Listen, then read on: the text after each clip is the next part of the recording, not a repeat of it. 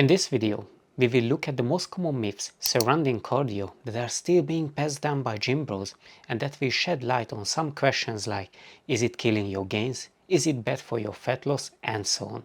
So let's jump right into it. Constrained energy expenditure. It means cardio will make you burn less calories throughout the day by constraining the amount of fidgeting you do, or these tiny movements just to make up for what you lost, or just generally you are exhausted and fatigued. This is true.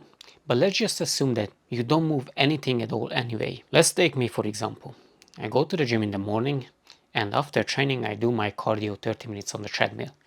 After that I go home and work till evening from the computer, so I'm not moving much. And then after that I go and do a 30 minutes walk outside. If you take away my morning cardio and my evening walking, I'm still sitting from the computer. So am I going to burn more calories doing that just because I skipped my cardio? Or I'm going to burn more calories with doing my cardio because my day didn't actually change? And this is just one angle to look at it. I want you to think about your own circumstances and environment and make your decision based on that, and not just listening to someone saying, oh, don't do cardio because you are going to burn less calories throughout the day. And the second myth is, cardio is not good for fat loss. You hear this all the time from experts. Oh, muscle burns around 10 to 13 calories per day per kilogram, and body fat burns around 4 to 7 calories per kilogram per day. Now, these are not exact numbers, but the difference is not huge. So when people say to prioritize your strength training over cardio, it's not wrong, but without actual context, it means nothing. If you are already doing your training and you know about nutrition, and you just want to lose some extra body fat, or you just want to cut, then doing cardio to put yourself in a more aggressive deficit is going to do that, because for the same amount of time when you are training and doing your cardio is going to burn way more calories than your actual strength training. I'm not saying, to skip it. I'm only saying that to do both, because in the grand picture, if you know about nutrition, training, then in fact cardio can help you lose body fat. Interference effect, and this is my favorite. It means that your cardio or endurance sessions are going to interfere with your strength gains. Now I'm going to merge these 2 points, as in gaining less strength and gaining less muscle because of your cardio. When you stimulate your muscles to grow, you get stronger. The reason you need progressive overload is to maintain the same amount of stimulus. So that means that you are not increasing it. It's the same level of stimulus, so you can grow more. You don't get stronger to grow muscle. You grow muscle, and that results in you getting stronger. And by increasing the weight, as in progressively overloading, you can maintain the same amount of stimulus that grew you muscle. I hope you are following. This means that if you are doing some light cardio, like walking, then it is not going to impact your recovery. Therefore, it is not going to impact your strength and muscle gain, because these two are coming hand in hand. And it is true that high impact endurance training can tax your recovery system, and if you combine it with resistance training, it can make you overreach. But if you are just doing some walking, some cycling, it is never going to be a case. And it is never going to result in strength loss and muscle loss. Fat burning zone. I've been fed this slide when I started out, and there is some merit to it. Your body can change fuel sources based on the level of activity we are doing, but that means nothing. Let's assume that you are burning 300 calories just from body fat, but your energy intake for the day is 2000 calories and your output is 2000 calories.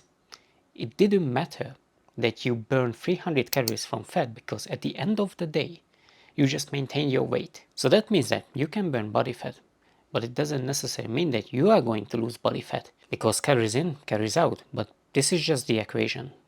You don't have to oh, but what about we will talk about everything. So this only means one thing: the fat burning zone is not relevant. It is there, it's just not relevant. Fasted cardio. It was also said that if you are doing cardio in a fasted state, you are only going to burn calories from body fat. Only because in the morning your glycogen storage is depleted, and your body has no choice but to reach for body fat and use it as fuel. Now the same rule applies here. Just because you are burning calories from your body fat, it doesn't mean that you are going to lose it, because at the end of the day, you can easily eat it back. So it is always going to be an energy balance. So it will be more a preference thing.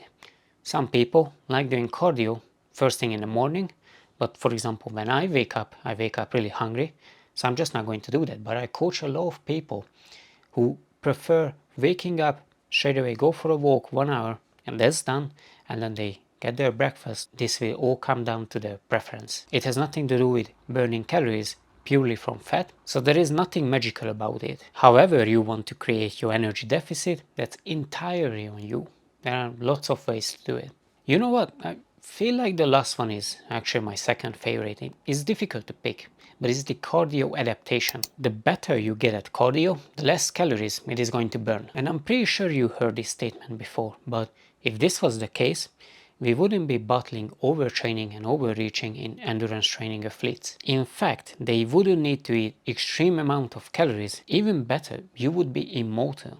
But in the real world, it is the opposite. You will burn more calories within the same time. But let me give you an example. If you started walking on a treadmill, 7 incline, 5 km per hour for an hour, you burn X amount of calories.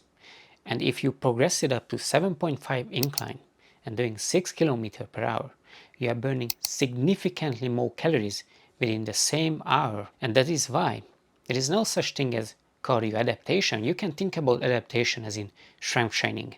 You are progressing it. There is going to be a bigger demand on your body, and therefore it will have to perform better. So my advice to you is to try to get better at even walking, because you are going to burn way more calories within 30 minutes or 60 minutes or however long you are doing your cardio session. Let me know in the comments which one is your favorite. That's about it from me, guys. Talk to you soon.